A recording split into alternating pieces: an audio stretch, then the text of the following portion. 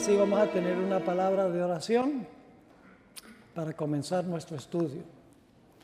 Padre Celestial, una vez más esta tarde imploramos tu ayuda al estudiar estos temas solemnes y tan importantes para este tiempo.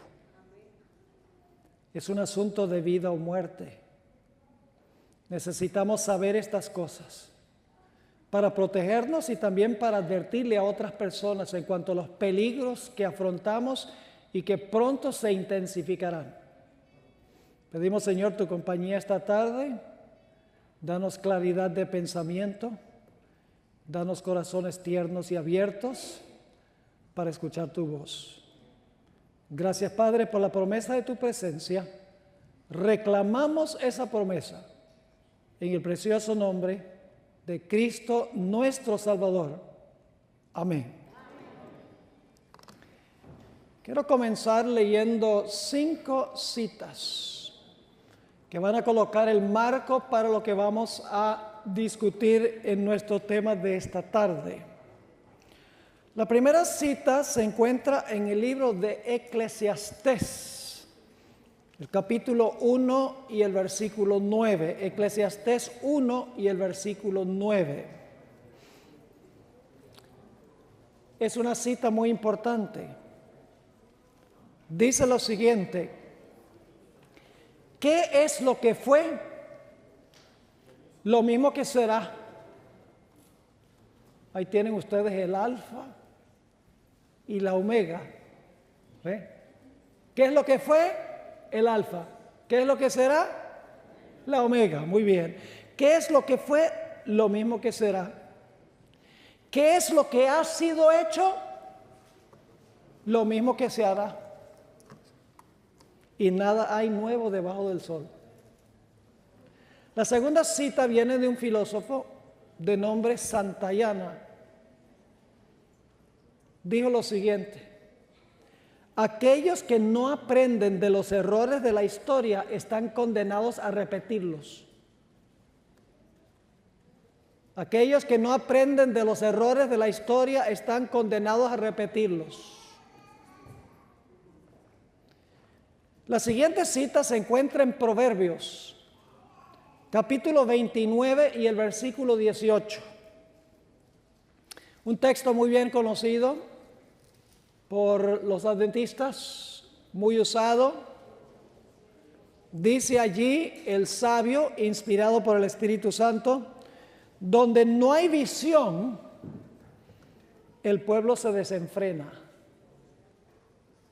Cuando usa la palabra visión aquí, no la está usando como nosotros debemos ser gente de visión, no está usándolo en ese sentido. La palabra visión es la misma que se usa en Daniel 7 para hablar de la visión que tuvo Daniel de las bestias. Es decir, donde no hay visión profética, el pueblo pierde el control, el pueblo se desenfrena. La siguiente cita está en 1 Timoteo 4 y el versículo 1.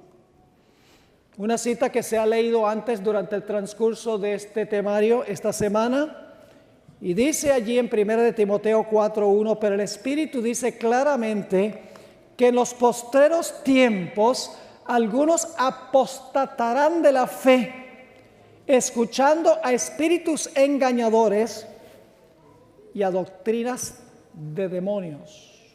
Suena bastante serio, ¿verdad que sí? Apostatarán de la fe, escuchando a espíritus engañadores y a doctrinas de demonios. Tremenda advertencia. La última cita es de la hermana White.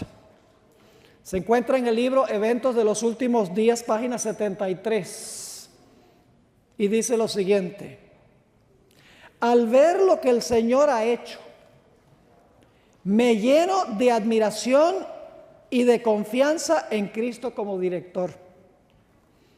No tenemos nada que temer del futuro, al menos que nos olvidemos la manera en que el Señor nos ha conducido y lo que nos ha enseñado en nuestra historia pasada. No podemos olvidar nuestra historia, porque si la olvidamos es a riesgo de ser engañados al final de la historia. Ahora, para comenzar, quiero decir algunas cosas en cuanto a lo que la Biblia dice de Dios. Según la Biblia, Dios es una persona infinita que habita en un lugar específico que se llama cielo. Por eso nosotros oramos: Padre nuestro que estás en los cielos. Es decir, Dios tiene su trono en un lugar específico en el cielo y es una persona. El segundo punto que quiero recalcar en cuanto a Dios es que Dios es trascendente. Es una palabra que no usamos muy a menudo, así que les voy a explicar qué significa. Significa que Dios está por encima de su creación, está fuera de su creación. Dios es distinto que su creación. Podemos distinguir entre Dios y su creación. No son la misma cosa. Cristo nos enseñó a orar: Padre nuestro que estás en el cielo. Esto indica que Dios es una persona porque se le llama Padre. Además de eso, nos dice que Dios habita en un lugar, el cielo. Y en tercer lugar, nos dice que nosotros debemos nuestro origen a Él, porque Él es Padre. Si es Padre, nosotros somos hijos y nosotros no somos lo mismo que Él, nos originamos de Él. Hay un texto en la Biblia que presenta el equilibrio perfecto entre la trascendencia de Dios y la inmanencia de Dios. Trascendencia significa que Dios está fuera y separado de su creación, pero la Biblia también dice que Dios entra en contacto con su creación. No es la creación, pero entra en contacto con la creación. Esta cita está en Isaías 57 y el versículo 15. Isaías 57, 15, donde dice lo siguiente: porque así dijo el alto y sublime, el que habita la eternidad y cuyo nombre es santo. Y luego dice Dios: yo habito en la altura y la santidad. Esa es la trascendencia de Dios. Es santo y está más allá y por encima de su creación. Pero luego la segunda parte del versículo dice que Dios también habita con, note que no dice que Dios es, dice que habita con el quebrantado y humilde de espíritu, para hacer vivir el espíritu de los humildes y para vivificar el corazón de los quebrantados. Dios está fuera de su creación. Dios está por encima de la creación, es trascendente. Pero al mismo tiempo Dios entra en contacto con su creación. Quiero leerles una cita del espíritu de profecía muy importante sobre la distinción que existe entre Dios y la creación. Esta cita está en el libro Testimonios para la Iglesia, tomo 8, página 275. A donde la sierva de Dios dice lo siguiente: esta cita es crucialmente importante para lo que vamos a estudiar. Escribió: la obra de Dios en la naturaleza no es Dios mismo en la naturaleza. Repito, la obra de Dios en la naturaleza no es Dios mismo en la naturaleza. Las cosas de la naturaleza son una expresión del carácter de Dios. Por ellas podemos comprender su amor, su poder y su gloria. Pero no hemos de considerar a la naturaleza como Dios. No debemos considerar que la naturaleza es Dios. Sigue diciendo: la habilidad artística de los seres humanos produce obras muy hermosas, cosas que deleitan el ojo. Y estas cosas nos dan cierta idea del que las diseñó. Cuando vemos una obra de arte, captamos una idea del que diseñó esas obras de arte. Esas obras de arte no son el que las hizo. El que las hizo es uno y lo que hizo es otra cosa. Sigue diciendo la sierva del Señor. La habilidad artística de los seres humanos produce obras muy hermosas, cosas que deleitan el ojo. Y estas cosas nos dan cierta idea del que las diseñó. Pero la cosa hecha no es el hombre. No es la obra, sino el artífice el que debe ser tenido por digno de honra. No es la obra, es el que diseñó la obra que debe ser honrado. Luego dice ella, de igual manera, aunque la naturaleza es una expresión del pensamiento de Dios, ella no es lo que debe ser ensalzado, sino el Dios de la naturaleza. Ese es el concepto bíblico de Dios. Dios es trascendente, Dios es una persona, Dios habita en un lugar específico más allá del Orión, que se llama cielo. El trono de Dios está en un lugar específico en el universo. Dios no está en todas partes, según el concepto bíblico. La cosmovisión del panteísmo es exactamente contraria. El panteísmo enseña que Dios es una esencia o una fuerza impersonal que permea todo el universo. Es decir, el universo es Dios. Para el panteísta, todo lo que es Dios. Las estrellas, los planetas, los árboles, las plantas, los animales, los minerales y los seres humanos, todos son parte de la esencia universal que se llama Dios. Hay una herejía parecida al panteísmo que se llama panenteísmo, que no dice que Dios es todas las cosas, pero dice que Dios está en todas las cosas. El resultado y el fruto es el mismo. No importa que sea panteísmo o que sea panenteísmo, es la misma cosa.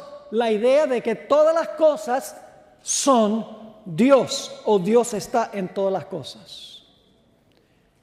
Ahora, generalmente cuando pensamos del panteísmo, pensamos que esta filosofía existe mayormente en las religiones orientales, tales como el hinduismo y el budismo, que son religiones panteístas. Pero vamos a encontrar en nuestro estudio esta tarde, donde voy a trazar la historia del Alfa, que esta idea panteísta o panenteísta procuró penetrar a la Iglesia Adventista del Séptimo Día a fines del siglo XIX y a comienzos del siglo XX.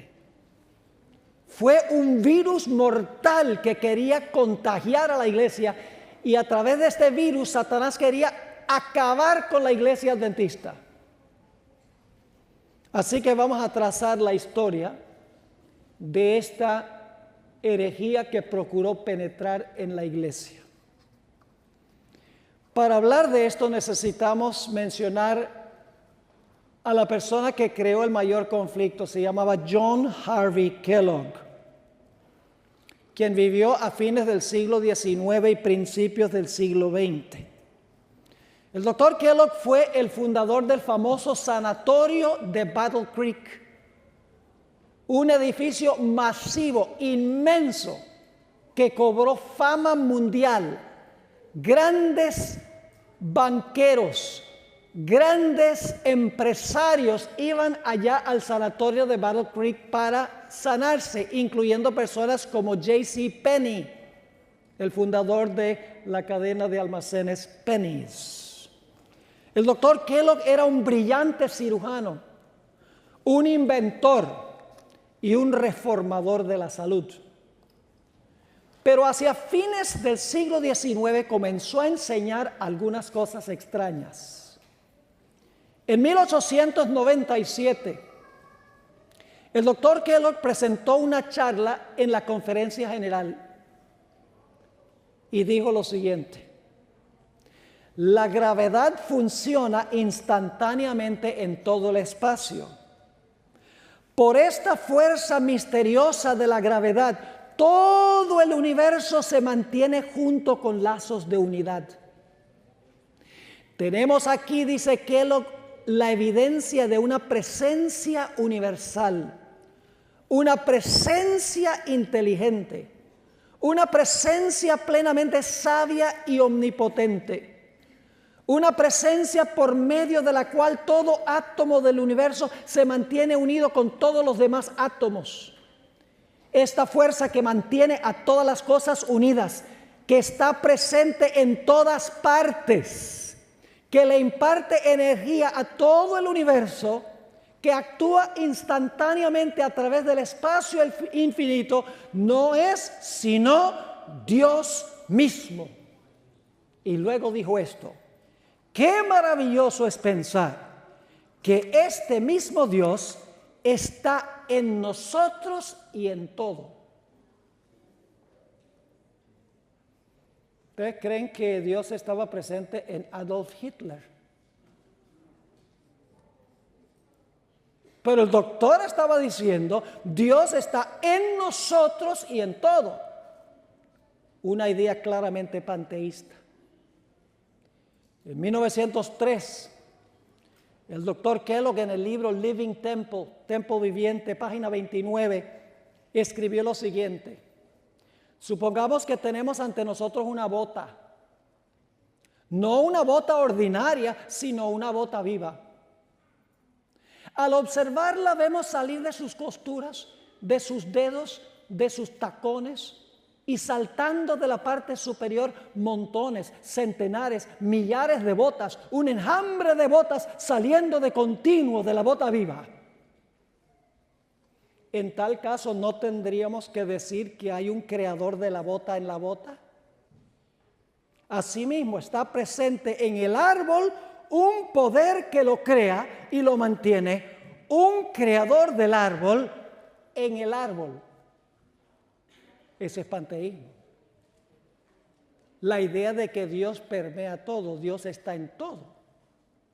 Dios no está en todo. Dios sostiene la creación fuera de la creación, no dentro de la creación.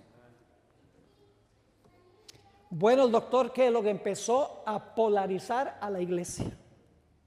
Era un hombre muy carismático, tenía un poder de persuasión extraordinario.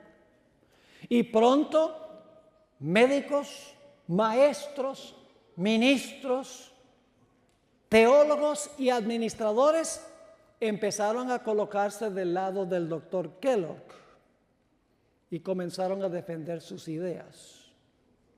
No eran capaces de detectar el peligro mortífero de este concepto del panteísmo, de que Dios está presente en todas las cosas. Más o menos alrededor de este tiempo, un pastor de la iglesia muy bien conocido, el pastor W.A. Spicer, quien era 13 años menor que Kellogg, regresó de la India, donde había servido como misionero. Y Kellogg, sabiendo que el pastor Spicer era de gran influencia en la obra, dijo: yo voy a hablar con él para ver si lo puedo reclutar para que esté en mi lado en esta controversia. Así que le pidió una entrevista al pastor Spicer. El pastor Spicer dijo después que él pensaba que todo este asunto con Kellogg era solo un asunto de significado de palabras, un asunto de semántica, que Kellogg ciertamente no podía creer que Dios estaba literalmente en todas las cosas. Sencillamente le están atribuyendo significado a palabras que el doctor no tiene la intención de que signifiquen eso. Pero pronto el pastor Spicer se dio cuenta que Kellogg creía que Dios estaba en todo. En la entrevista, según cuenta el pastor Spicer, Kellogg le preguntó a él: ¿dónde está Dios? Y Spicer respondió: está en el cielo, a donde se encuentra su trono, rodeado de los ángeles que están listos para obedecer sus mandatos. Kellogg le dijo a Spicer: El cielo se encuentra a donde está Dios y Dios está en todas partes, en el zacate, en los árboles, en toda la creación. En ese momento Spicer se dio cuenta que esto no era una batalla semántica de significado de palabras. Se dio cuenta que en realidad el doctor Kellogg era panenteísta. No había lugar en este esquema del doctor Kellogg para orarle a un Dios que está en el cielo, porque Dios supuestamente estaba en todas partes. No podía haber un santuario en el cielo donde estaba Dios, que era necesario ser purificado, porque Dios, según él, estaba en todas partes. Y es más, el doctor Kellogg apuntó a su corazón y dijo: el santuario que hay que purificar está aquí. Spicer se dio cuenta de las terribles implicaciones de las teorías del doctor Kellogg. Y más adelante Spicer explicó, dijo: el cielo y la tierra parecían desaparecer como una neblina. El pastor Spicer tenía una ventaja muy especial cuando escuchó al doctor Kellogg, y es que Spicer había servido como misionero en la India. Y ustedes saben que el hinduismo es una religión panteísta. Por lo tanto, Spicer dijo: inmediatamente yo reconocí la cosmovisión de la India en lo que estaba diciendo el doctor Kellogg. Claramente estaba enseñando panteísmo, no que Dios está fuera de su creación y su creación está parte de él, sino que Dios y la creación son intercambiables, porque Dios está en toda la creación. Pues resulta que el 12 de febrero de 1902, el sanatorio de Battle Creek, de renombre mundial, se incendió y quedó reducido a cenizas. Inmediatamente empezaron a trazar una forma de reconstruir el sanatorio. Se acordó que el doctor Kellogg escribiría un libro y que la ganancia de la venta del libro se usaría como fondos para construir otro sanatorio. Solo que la hermana White le dijo a Kellogg: no vas a hacer otro monstruo de sanatorio. Dios quiere que tengamos muchas instituciones médicas en muchos sitios. Pero Kellogg le gustaba hacer las cosas en grande. En 1903 el doctor Kellogg terminó su libro, el libro que se iba a vender. Cuando se leyó el libro se descubrieron toda clase de frases repletas de panteísmo, aunque el doctor Kellogg había prometido que no iba a incluir en el libro ninguno de sus conceptos panteístas. Estaba el libro saturado de panteísmo. Por ejemplo, en la página 28 del libro, dicho sea de paso, yo tengo un ejemplar del libro Living Temple, que se publicó en esa época. Dijo Kellogg: Dios es la explicación de la naturaleza, no un Dios fuera de la naturaleza, sino dentro de ella, y que se manifiesta en y por medio de todos los objetos, los movimientos y los variados fenómenos del universo. No un Dios fuera, dice él, de la naturaleza, sino un Dios que está dentro de la naturaleza. En la página 52 del mismo libro, el doctor Kellogg explicó que ciertos fenómenos eran una prueba fisiológica de que existe en el cuerpo un poder superior a la composición material o la sustancia del cuerpo. Un poder en el cuerpo que ejerce una supervisión y control constante por medio del cual se preserva la identidad individual. Y luego escribió: es Dios mismo la presencia divina en el templo. Para apoyar su herejía, el doctor Kellogg citó las palabras de Pablo, donde dice, ¿no sabéis que vuestro cuerpo es templo del Espíritu Santo? Esto llevó a la hermana White a reprender a Kellogg por el mal uso de la Biblia y de sus escritos. Leo de Mensajes Selectos, tomo 1, página 236. Dice la hermana White, muchos vienen a mí pidiéndome que les explique los puntos de vista presentados en el libro Living Temple. Contesto, son inexplicables. Las opiniones expresadas no dan un verdadero conocimiento de Dios. En todo el libro hay pasajes de las Escrituras. Estos textos se presentan de tal manera que el error parece verdad. ¡Wow! Teorías erróneas, ahora escuchen bien, teorías erróneas se presentan de una manera tan agradable que al menos que se tenga cuidado, muchos serán descarriados.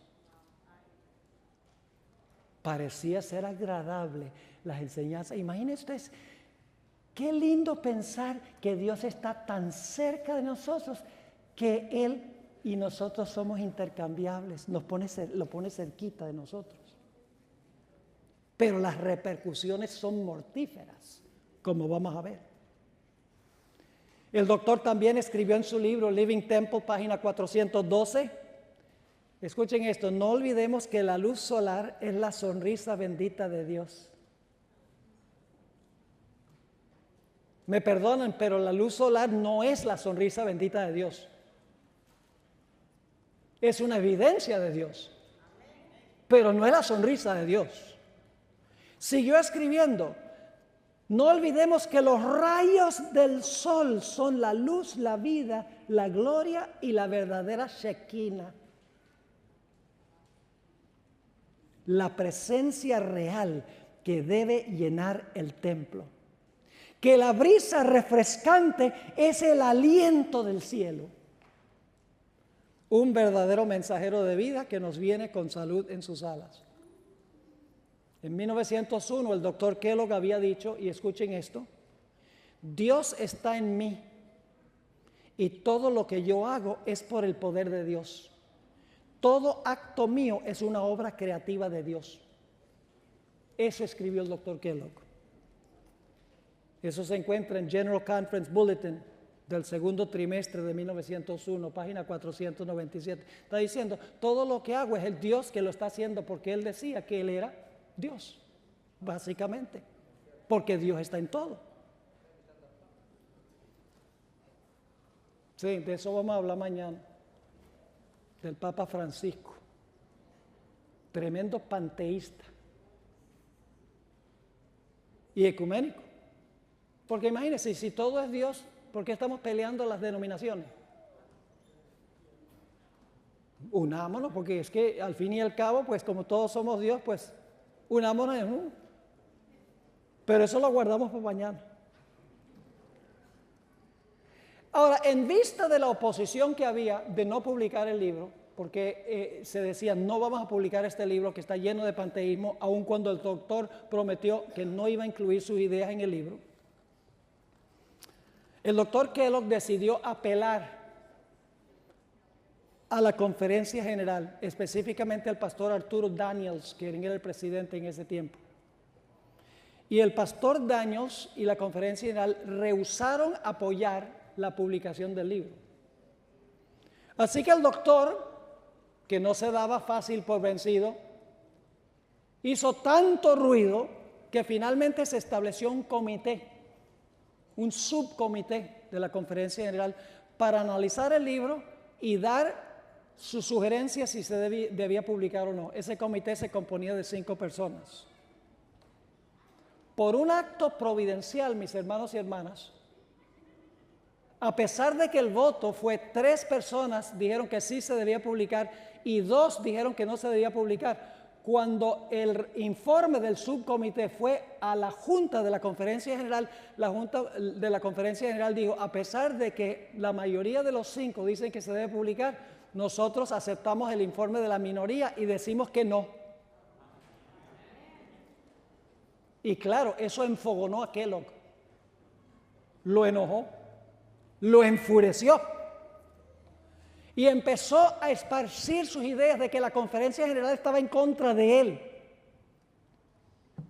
Médicos, maestros, ministros, administradores, teólogos empezaron a colocarse del lado del doctor Kellogg y parecía que se iba a destrozar la iglesia a principios del siglo XX.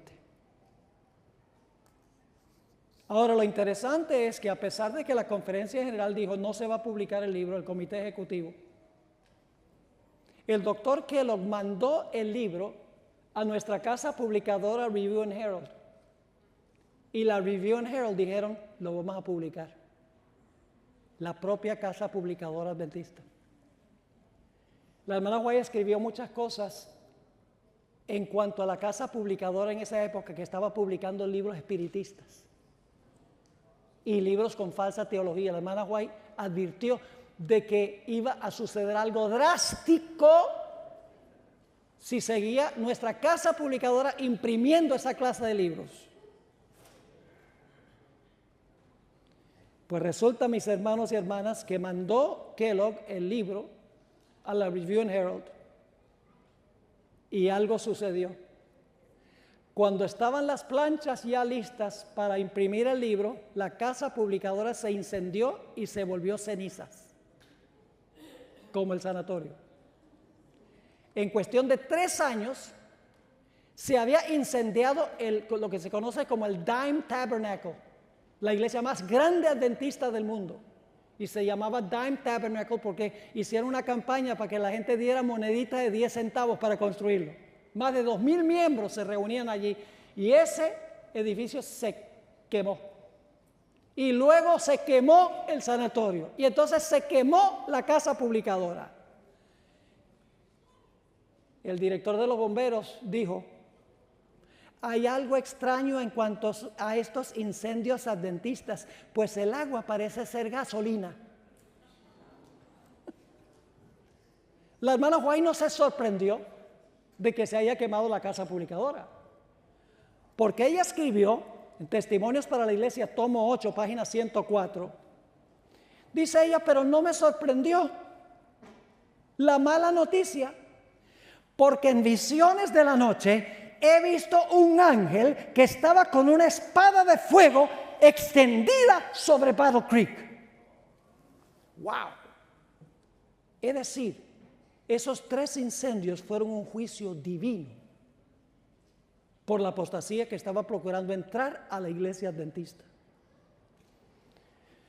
En el otoño de 1903 se celebró el concilio otoñal en la ciudad de Tacoma Park, Maryland, porque la conferencia general recién se había mudado allí. El punto central de la agenda del concilio otoñal era cómo expandir la predicación del evangelio al mundo. Cuando estaban a punto de empezar a tratar el punto central de la agenda, entraron 10 hombres que apoyaban las teorías de Kellogg y empezaron a hacer ruido y dijeron, ustedes han tratado mal al doctor Kellogg, nosotros queremos que ustedes cambien el punto central de la agenda para discutir la forma mala como ustedes han tratado al doctor Kellogg. Así que cambiaron el punto central de la agenda, que era cómo expandir la predicación del evangelio al mundo, y empezaron a discutir el problema del libro de Kellogg. Después de un largo día de combates y de conflictos, ahí en esa reunión del concilio otoñal, el pastor Daniels regresó cabizbajo a su casa esa noche con un amigo de él que apoyaba al doctor Kellogg. Y el amigo le dijo a él, usted está cometiendo el peor error de su vida. Uno de estos días, cuando termine toda esta confusión, usted se despertará y se hallará batido en el polvo, mientras que otro estará dirigiendo la obra. Daniel será el presidente de la conferencia general. Su amigo le está diciendo, a ti te van a batir en el polvo y otro va a estar dirigiendo la obra. El pastor Daniels respondió: no creo su profecía. En todo caso, prefiero quedar batido en el polvo haciendo lo que en mi alma creo ser correcto, que andar con los príncipes haciendo lo que mi conciencia me dice que está mal. Pastor Daniels llegó a su casa desanimado, cabizbajo. Y cuando entró a la casa se sorprendió mucho porque encontró un grupo de personas felices, sonriendo, alegres. Y él cuenta que cómo era posible que esta gente estuviera tan contenta y feliz habiendo pasado lo que sucedió durante ese día en ese comité. Pues la gente estaba contenta porque ese mismo día habían llegado 2 cartas de Ellen G. White desde California, donde vivía la hermana White. Créanme, en ese tiempo no mandaban cartas por American Airlines. Las cartas se demoraban semanas en llegar. Y la hermana White había escrito esas 2 cartas y las había mandado y llegaron ese día preciso. La hermana White las había escrito semanas antes. En el libro, en las cartas, la hermana White advirtió en cuanto a los peligros del libro Living Temple y cómo enfrentarse a esta herejía. En la Review and Herald de octubre 22, 1903, la hermana White le escribió al pastor Daniels: tengo algunas cosas que decirles a nuestros maestros en cuanto al nuevo libro Living Temple. Tengan mucho cuidado cómo sustentan las opiniones de este libro sobre la personalidad de Dios. Según lo que el Señor me ha mostrado, estas opiniones no llevan la aprobación de Dios. Son una trampa que el enemigo ha preparado para estos postreros días. Siguió explicando la hermana White al pastor Daniels: en visiones de la noche se me presentó con claridad este asunto. Esto es en visión, estaba ante una congregación numerosa y hablaba un personaje de autoridad. Está hablando, en otras palabras, un ángel. El que hablaba levantó el libro Living Temple y dijo: en este libro hay muchas declaraciones que se expresan con lenguaje vago e indefinido. Se hacen declaraciones de modo tal que nada es seguro. Y esta no es la única producción de este tipo que se instará al pueblo de Dios que acepte. Muchas mentes presentarán puntos de vista fantasiosos. Lo que necesitamos saber en este tiempo es esto: ¿cuál es la verdad que nos ayudará a ganar la salvación de nuestras almas? Y luego la hermana White en su carta le sugirió al pastor Daniels cómo enfrentarse a este asunto. Esto se encuentra en la carta 216 de 1903 que escribió la hermana White al pastor Daniels. Le dijo ella a él: después de tomar una posición firme, sabia y cautelosa, no haga concesiones en ningún punto sobre el cual Dios ha hablado claramente. Tenga la calma de una tarde de verano, pero manténgase tan fijo como los montes eternos. Si usted cediera, estaría vendiendo toda la causa de Dios a manos del enemigo. No hemos de vender la causa de Dios. Tenemos que enfrentarnos a estos asuntos con determinación. Según cuentan los que estaban presentes, hubo muchos amenes y muchos aleluyas de los que estaban presentes diciendo: fíjense, las cartas llegaron el día preciso en que más se necesitaban. No todos aceptaron los mensajes. Muchos maestros, médicos, teólogos, administradores rechazaron el mensaje de Dios, aún viendo que las cartas habían llegado en el momento exacto. Abandonaron la iglesia adventista. El mismo doctor Kellogg perdió su fe y abandonó la iglesia adventista, perdió interés en la religión. Nunca volvió a la denominación. A pesar de que la hermana White y su esposo costearon en gran medida la educación médica del doctor Kellogg. Y la hermana White se refería a Kellogg como su hijo. Amaban a Kellogg. La hermana White repetidas veces dijo: salven por favor al doctor Kellogg. Pero el doctor Kellogg no se daba el brazo a torcer. El 1 de noviembre de 1903, Elena White le escribió una carta al pastor Daniels, a donde le explicó por qué ella había mandado esos 2 testimonios que llegaron el preciso día en que se necesitaban. Aquí está la explicación. Voy a leer la explicación que dio la hermana White de por qué envió ella esas 2 cartas. Porque había tenido un sueño la noche antes de mandar las cartas. Aquí está el sueño. Poco después que envié los testimonios acerca de los esfuerzos del enemigo para socavar el fundamento de nuestra fe mediante la diseminación de teorías engañosas, leí un incidente acerca de un barco que hizo frente a un témpano de hielo en una neblina. Dormí poco durante varias noches. Me parecía estar aplastada como un carro bajo las gavillas. Una noche me fue presentada claramente una escena delante de mí. Navegaba un barco en medio de una densa neblina. Ese barco representa a la iglesia adventista de esa época. De pronto el vigía exclamó, y esto fue poco antes de que se hundiera el Titanic. Interesante. De pronto el vigía exclamó: témpano de hielo a la vista. Allí, como una elevada torre por encima del barco, estaba un gigantesco témpano. Una voz autorizada exclamó: hazle frente. ¿Saben cuál fue el error del Titanic? Que trataron de evadir el témpano.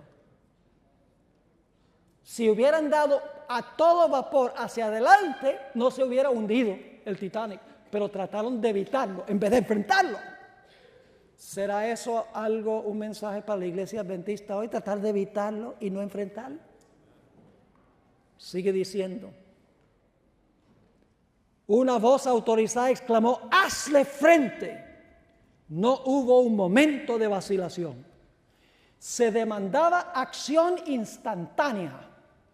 El maquinista dio marcha a todo vapor y el timonel dirigió el barco directamente contra el témpano. Con un crujido golpeó al témpano.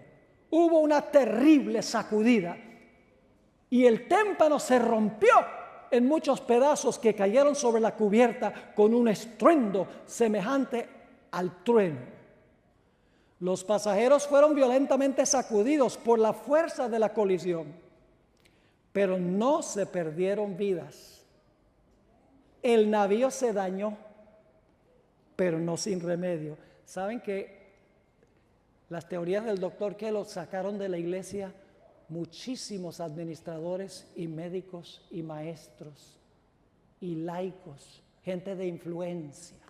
Salieron para nunca regresar. La iglesia sufrió daño, pero no fue irreparable porque estamos aquí hoy. Sigue diciendo: hubo una terrible sacudida y el témpano se rompió en muchos pedazos que cayeron sobre la cubierta con un estruendo semejante al trueno. Los pasajeros fueron violentamente sacudidos por la fuerza de la colisión, pero no se perdieron vidas. El navío se dañó, pero no sin remedio. Rebotó por el contacto, temblando de proa a popa como una criatura viviente. Entonces siguió adelante en su camino. Ahora la hermana White va a dar la lección que aprendió de la visión. Bien sabía yo el significado de esta visión. Había recibido mis órdenes. Había oído las palabras como una voz de nuestro capitán: hazle frente. Sabía cuál era mi deber y que no había un momento que perder. Había llegado el tiempo de una acción decidida. Sin demora debía obedecer la orden: hazle frente. Esa noche estaba en pie a la 1, escribiendo a toda la velocidad con que mi mano podía correr sobre el papel. Imagínense ustedes, ya Dios sabía lo que iba a pasar. Y la gente no cree en el espíritu de profecía. Sigue escribiendo, durante los pocos días subsiguientes, trabajé desde temprano hasta tarde, preparando para nuestros hermanos las instrucciones que me fueron dadas acerca de los errores que estaban introduciéndose entre nosotros. He estado esperando que hubiera una reforma cabal y que se mantuvieran los principios por los cuales luchamos en los primeros días y que fueron presentados con el poder del Espíritu Santo. Ahora yo quiero preguntarles, ¿qué parte del témpano de hielo es más peligroso, el que se ve o el que no se ve? El que no se ve. Lo que se ve es un pedacito encima del agua, lo peligroso está abajo. Y así es con el panteísmo. A simple vista parece ser muy bonito porque nos acerca a Dios a nosotros.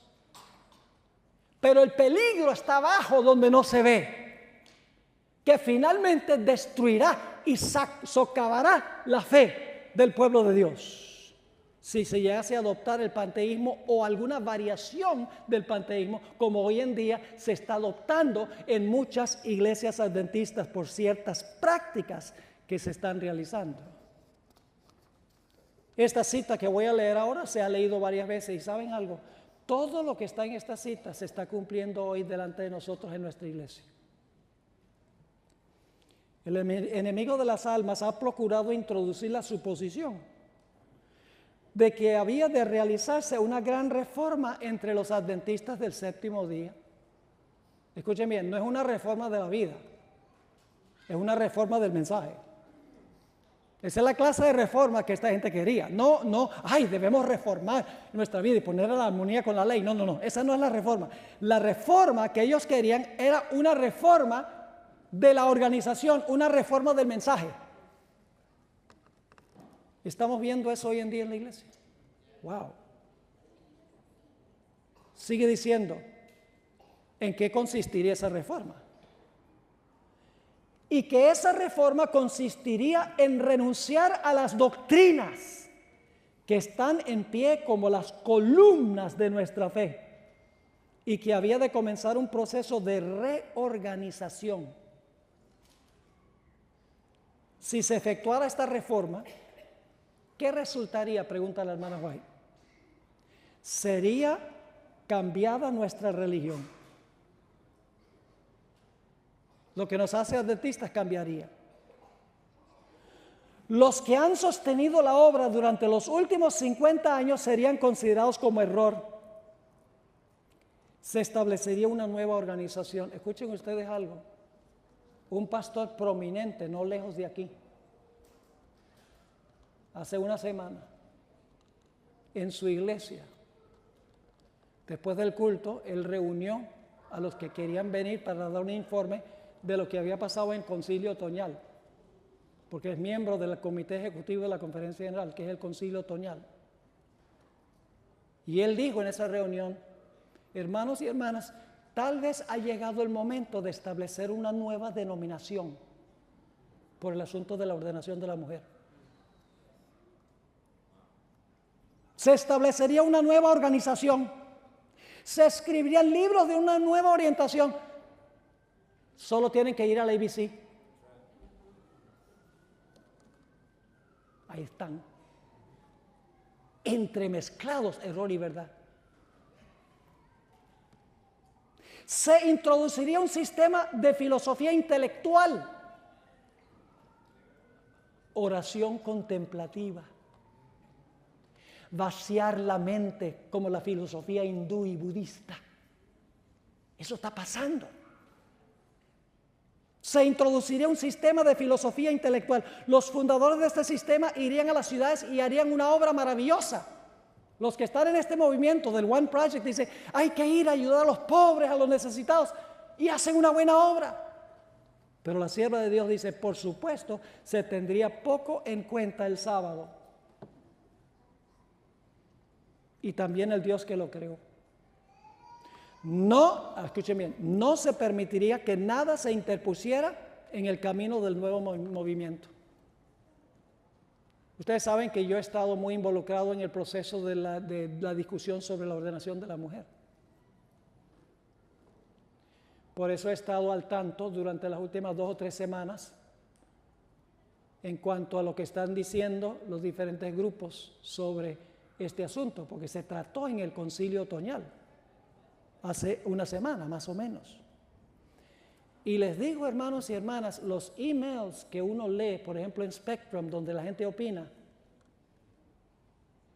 son odiosos. Hablando de la necesidad de separarse de la iglesia, de retener los diezmos, de que el pastor Wilson es un dictador, de que es un Hitler. Otro le dijo que es el Papa Adventista. ¿En serio? Porque no permitirían que nadie se interponga entre los que quieren. Sigue diciendo, los dirigentes enseñarían que la virtud es mejor que el vicio. Pero habiendo puesto de lado a Dios, escuchen, van a decir, la virtud es mejor que el vicio. Pero, habiendo puesto de lado a Dios, resolverían depender del poder humano, que no tiene valor sin Dios. Su fundamento estaría edificado sobre la arena, y la tormenta y la tempestad barrerían la estructura. Si llegasen a establecer otra organización, la organización está condenada desde un principio. Porque esta iglesia es la iglesia remanente de Dios. Esta. ¿Tiene sus problemas? Sí. Tiene muchos en su medio que están en apostasía, que están enseñando doctrinas contrarias a la fe adventista, pero la iglesia es la iglesia del Señor y Él tiene su ojo puesto en esta iglesia. Pero nosotros tenemos que hablar, porque el problema es que los laicos se quedan callados, ven que se introduce en la iglesia toda clase de música, dicen, ay, pero vamos a conservar la paz. Y eso no es paz. Cuando vemos algo que está mal en la iglesia hay que hablar. Y hay que tratar de remediarlo dentro de la iglesia. ¿Saben lo que es interesante? Por mucho tiempo la hermana White rehusó leer algo del libro Living Temple. La hermana White dice, no quiero leerlo. No tengo confianza. La profetisa de Dios dijo, no me atrevo a leerlo. Por temor a lo que podría hacer con su mente. Permítame leerles esta cita. ¿Les vale esta historia, hermanos y hermanas? No tenemos nada que temer el futuro. A menos que nos olvidemos cómo nos ha guiado en el pasado. Donde no hay profecía, el pueblo se desenfrena. El que no aprende de los errores de la historia está condenado a repetirlos. ¿Qué es lo que fue? Lo mismo que será. Hay que aprender de la historia.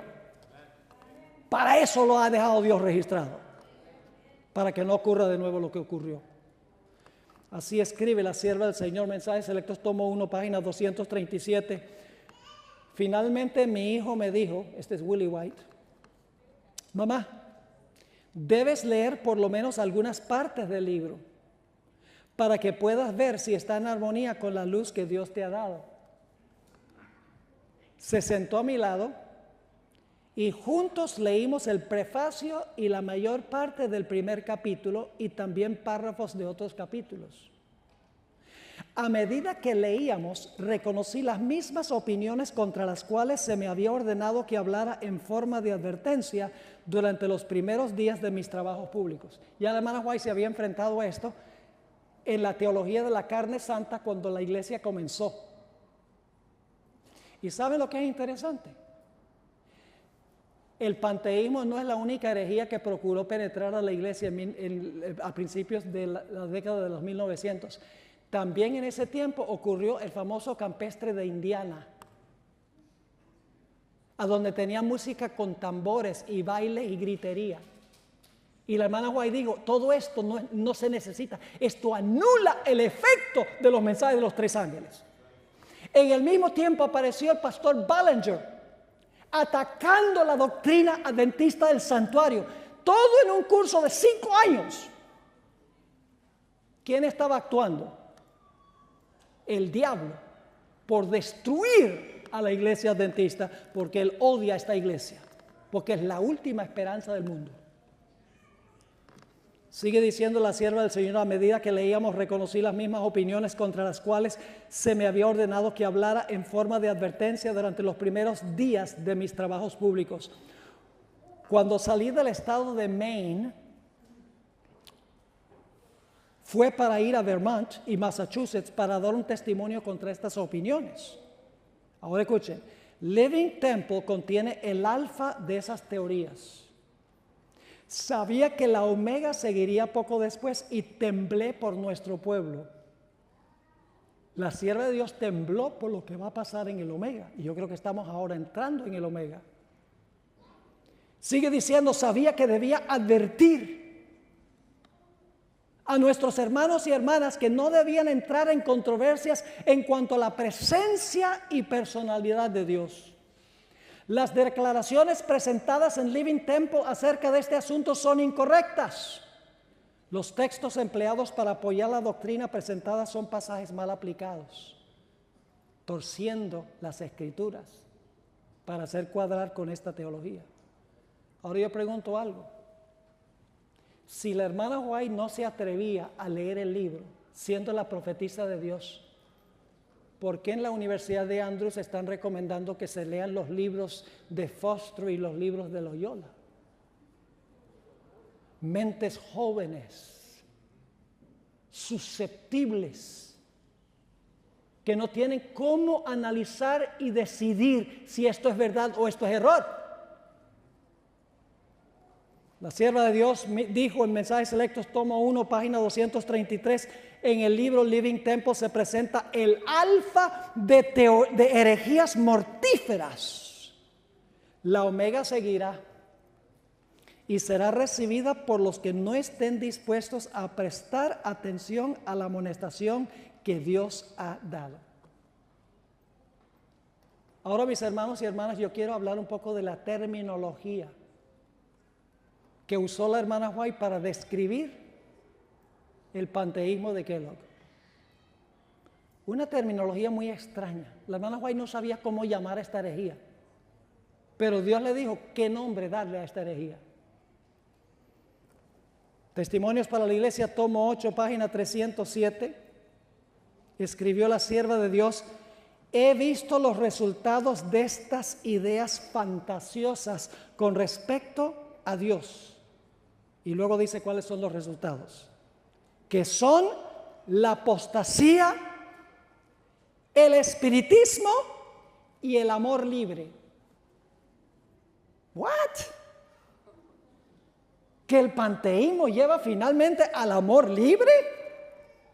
¿Saben? Hoy en día, ¿quiénes pueden ustedes recordar que usaban esa idea de amor libre? Los hippies. No ley, amor. Amor libre. Así que ella dice, yo vi los resultados de estas teorías, de que Dios está en todo y todo es Dios. Los resultados son la apostasía, el espiritismo y el amor libre.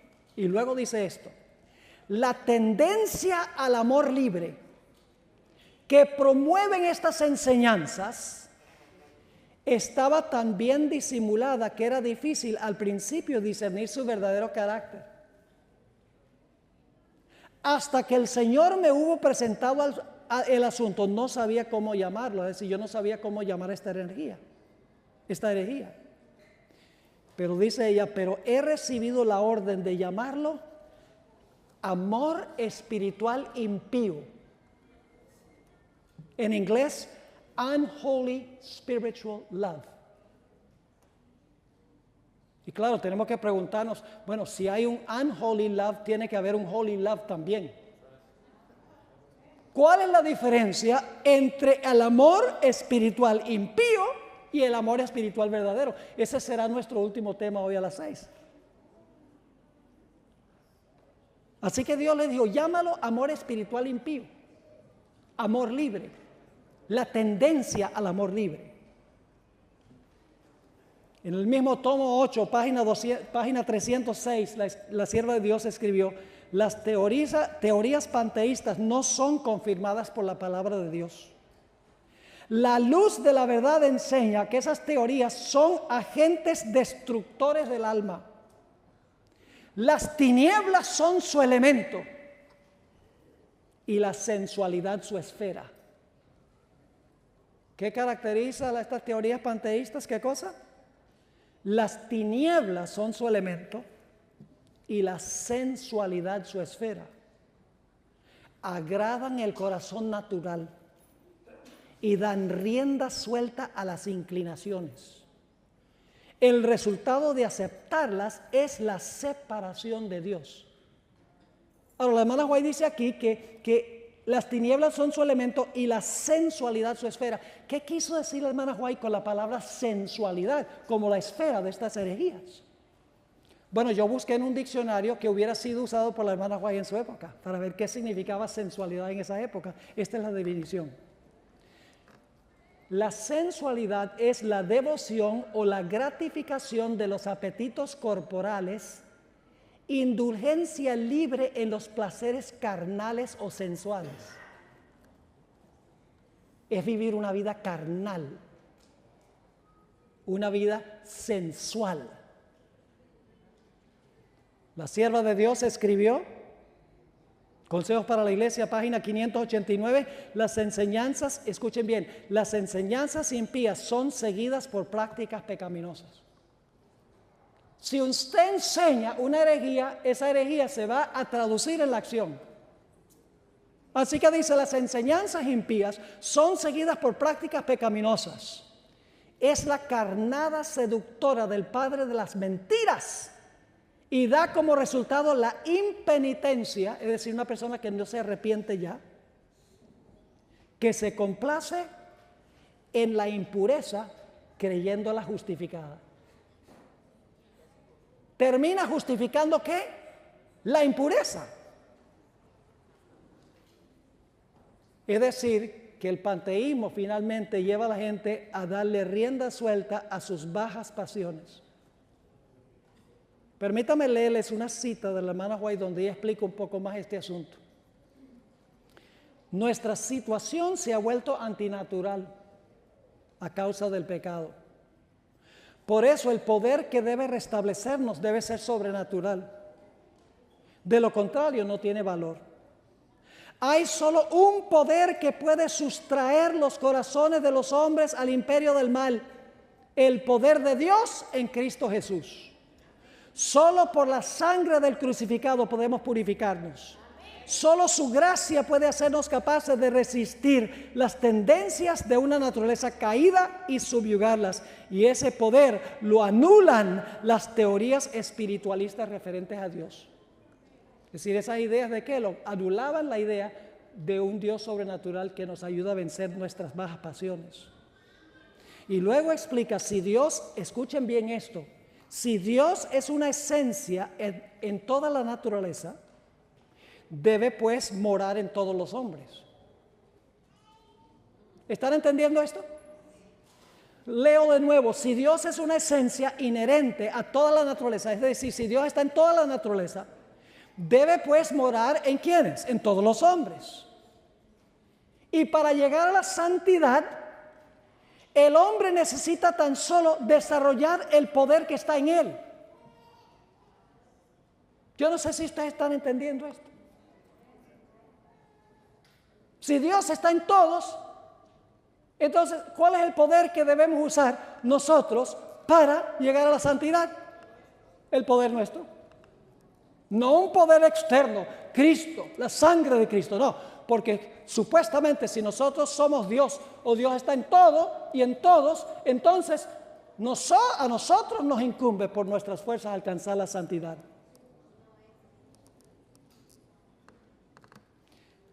Para terminar este tema, hermanos y hermanas, quiero decirles que estas teorías de Kellogg eran un ataque directo contra la santificación. Un ataque frontal contra la santificación.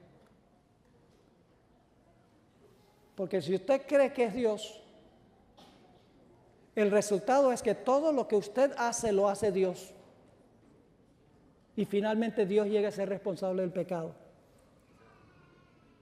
Y si usted es Dios, ¿quién lo va a juzgar a usted?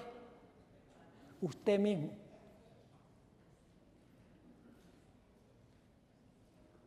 Y si usted desempeña una mala acción que es pecaminosa, ¿quién está cometiendo esa acción pecaminosa? Dios, porque supuestamente usted es Dios.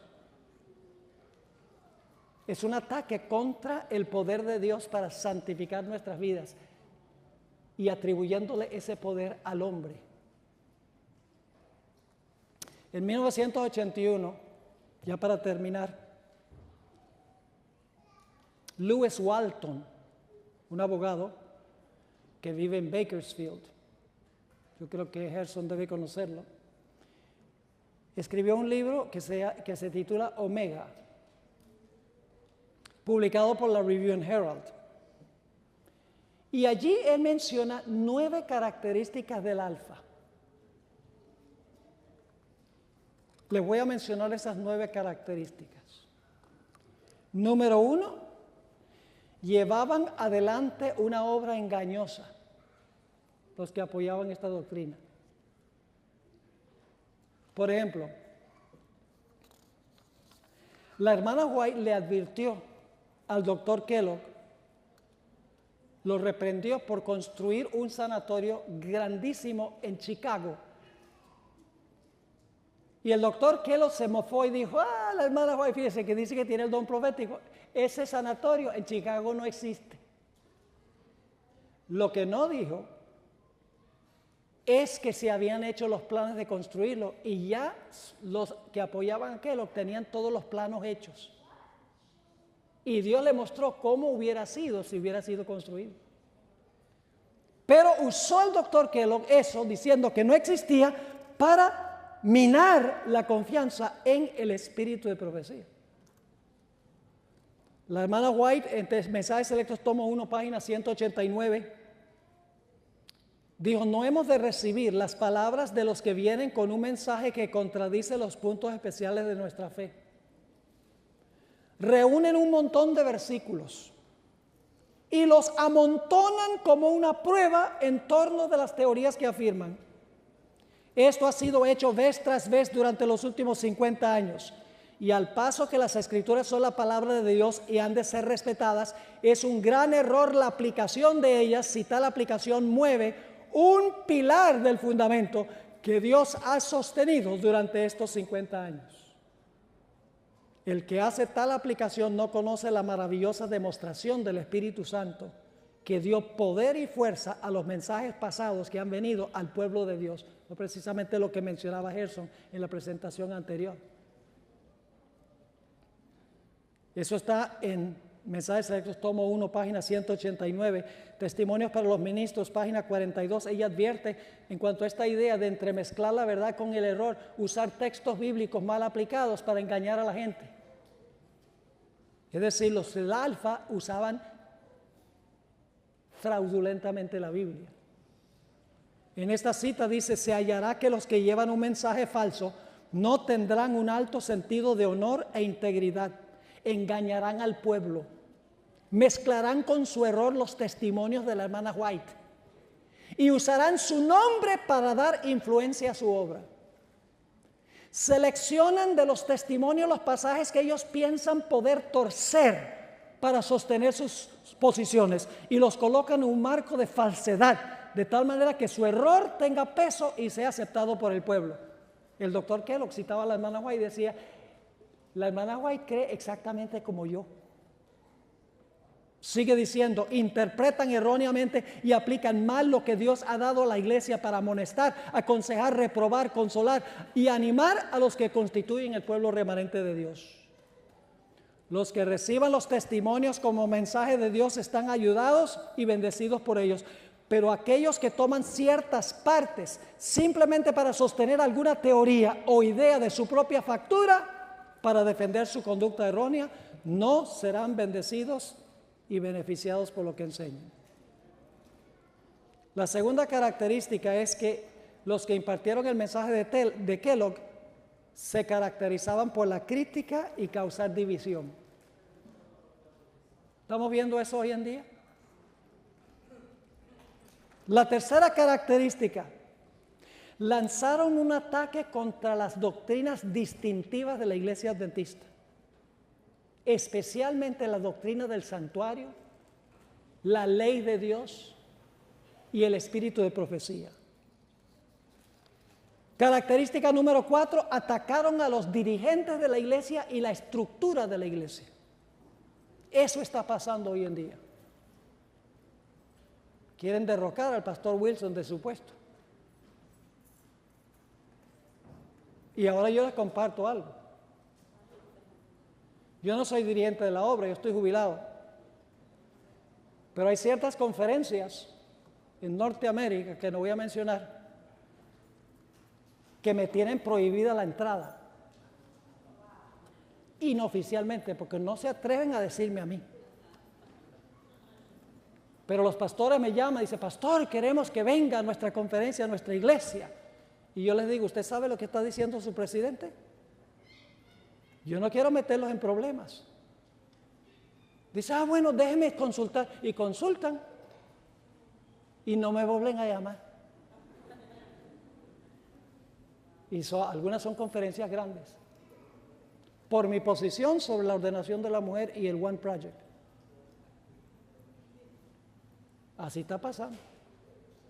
Yo que soy leal a la iglesia, al mensaje de la iglesia.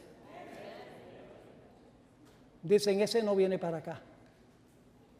No debe ser así. La credencial ministerial le abre las puertas a todos los lugares del mundo, el que tiene credencial ministerial. A los del Alfa atacaron a los dirigentes y la estructura de la iglesia. Querían ganar el control de la denominación, el doctor Kellogg. Quería tumbar al pastor Daniels. La quinta característica es que hicieron esfuerzos especiales por atraer y reclutar a los jóvenes. Cuando el doctor publicó su libro, reclutó a los jóvenes para distribuir el libro como colportores. Trató de ganar a los jóvenes para su lado. Es más, ¿saben lo que hizo el doctor Kellogg?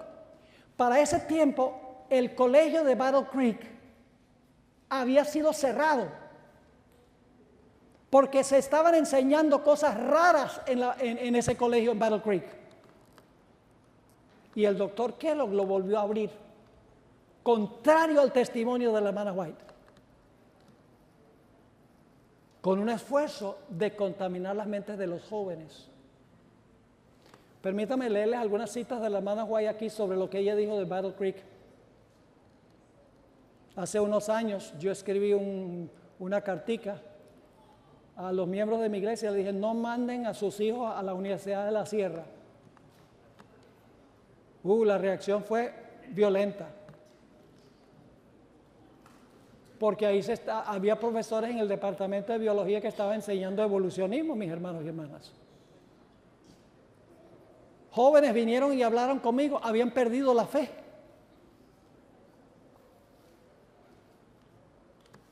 Y mencioné el caso de Battle Creek. Permítame leerles algunas de esas citas. Esto todo se encuentra en un libro que se llama Battle Creek Letters, página 102. Se han animado a los estudiantes y ayudantes del sanatorio que le escriban a sus padres y amigos para contarles las cosas maravillosas que ocurren allí, mientras que el Señor me mostró que estaba ocurriendo lo contrario. Es decir, estaban reclutando a la gente en el sanatorio para escribirle a los padres, esto es maravilloso, papá y mamá. La hermana White dice, el Señor me mostró que es exactamente lo contrario. Dice la sierva de Dios, no tenemos ningún mensaje que aconseje a los estudiantes a ir a Battle Creek para ser allí leudados por las insinuaciones que han sido y aún están siendo introducidos para debilitar la confianza de ellos en nuestros ministros y en nuestro mensaje. Hay aquellos que aprovechan cualquier oportunidad para sembrar semillas con malas insinuaciones. Y cuando vienen las tentaciones, aquellos en cuyas mentes han sido sembradas estas semillas, Obrarán para desviar a otros de las verdades que el Señor nos ha mandado que impartamos al mundo. Escuchen esta. La palabra nos advierte. Algunos apostatarán de la fe escuchando espíritus seductores y a doctrinas de demonios. Ella cita ese versículo y luego dice: ahora repetimos, padres, alejen a sus hijos de Battle Creek. Algunos de nuestros médicos misioneros se están leudando con la incredulidad. ¿Quién es responsable de darle a nuestros jóvenes una educación que ha dejado una influencia seductora sobre sus mentes? Y luego dice la hermana White esto: un padre escribió que uno de sus hijos que envió a Battle Creek es ahora un incrédulo y el otro ha abandonado la verdad.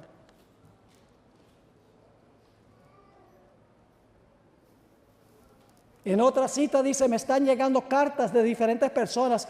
El Señor me ha advertido que le diga a los padres: si sus hijos están en Battle Creek, sáquenlos sin demora. Satanás ha descendido con gran poder para obrar con todo engaño de iniquidad. Está imperando el sentir de que los testimonios de advertencia y reprensión que el Señor ha dado durante los últimos 50 años no son confiables, porque son el producto de la mente humana y no de origen divino. Eso es lo que estaban enseñando en Battle Creek. La característica número 6 fueron ataques contra el espíritu de profecía. Pero al mismo tiempo diciendo que apoyaban a la hermana White. En 1903 la hermana White escribió: una cosa es cierta. Aquellos adventistas del séptimo día que se coloquen bajo el estandarte de Satanás, primero abandonarán su confianza en las advertencias y reproches que contienen los testimonios del Espíritu de Dios. En 1905 escribió: algunos han estado obrando artificiosamente con el fin de anular el efecto de los testimonios de advertencia y reproche que han pasado la prueba ya por medio siglo y al mismo tiempo niegan que estén haciendo tal cosa. Están tratando de anular el efecto, pero nosotros no estamos haciendo eso. Escribió en 1890: se encenderá un odio satánico contra los testimonios. La obra de Satanás será inquietar la fe de las iglesias en ellas. Por esta razón, Satanás no puede disponer de una senda tan clara para introducir sus engaños y atar a las almas con sus errores si se obedecen las amonestaciones y los reproches del Espíritu de Dios.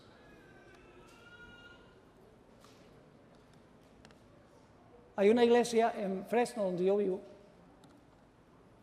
que cuando se invita a un pastor a predicar allí, antes de que suba a la plataforma le dicen: aquí está prohibido citar algo de Elena White.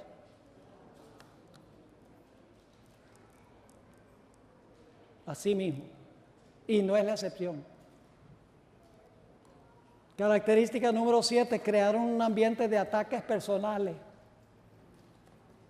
con el fin de ganar la simpatía. Número 8, estoy avanzando aquí rápidamente, ya vamos a terminar. Número 8, atacaron las normas de la iglesia, diciendo que las normas de la iglesia, de la vestimenta, la alimentación, etcétera, era legalismo. Característica número 9, profesaban tener un mensaje para reformar a la iglesia, pero era para reformar las doctrinas y las creencias, no para reformar la vida. Termino leyendo una cita de Mensajes Selectos, tomo 1, página 235. No se pierdan la próxima presentación, porque aquí vamos a hablar de por qué la hermana White llamó amor espiritual impío. Esta es la cita. Como pueblo, hemos de mantenernos firmes en la plataforma de la verdad eterna que ha resistido la prueba y el examen. Hemos de aferrarnos a las seguras columnas de nuestra fe. Los principios de verdad que nos han revelado Dios son nuestro único fundamento verdadero. Nos han hecho lo que somos. El tiempo transcurrido no ha disminuido su valor. El enemigo se esfuerza constantemente por sacar estas verdades de su marco y poner en su lugar teorías espurias. Introducirá todo lo que pueda para llevar a cabo sus designios engañosos. Pero el Señor hará surgir a hombres de percepción aguda que darán a esas verdades su debido lugar en el plan de Dios. Y por eso estamos aquí. Por eso estamos haciendo esta serie. Yo represento el ministerio de Secrets Unsealed. Constantemente nos llegan cartas, correos electrónicos, diciendo qué está pasando en nuestra iglesia. Ya no se predican de profecías. La música se ha alborotado. No tenemos ya dónde ir a la iglesia. ¿Qué nos recomiendan? Y mi recomendación siempre es: quédense ahí y hablen. De nada vale salir. Pero quédense. Exprésense. Claro, con amor, con cariño, no con odio. Porque si todo el mundo se va, ¿quién va a ayudar a la iglesia? ¿De qué vale salir corriendo? Entonces, ¿dónde queda la iglesia? Dios quiere que nosotros quedemos en la iglesia, para tratar de lograr que la iglesia regrese al fundamento que Dios colocó al comienzo de nuestra iglesia. ¿Les quedó un poco más claro este movimiento panteísta? Gloria a Dios. Oremos. Padre Celestial, gracias te damos por habernos dejado registrada esta historia triste, para que podamos aprender de los errores del pasado y no repetirlos. En gran medida se están repitiendo hoy en día en tu iglesia remanente. Ese es el motivo de estas reuniones, porque muchos nos escriben pidiendo que produzcamos un material sobre la problemática que existe. Padre, te ruego que uses lo que estamos haciendo este fin de semana, no con el fin de dividir, sino con el fin de informar, para que la gente regrese al camino tuyo y para que los fieles levanten en alto la verdad que Dios nos ha dado. Gracias, Padre, por habernos acompañado. Te damos gracias por escuchar nuestra oración, pues te lo imploramos en el precioso nombre de Cristo nuestro Salvador. Amén.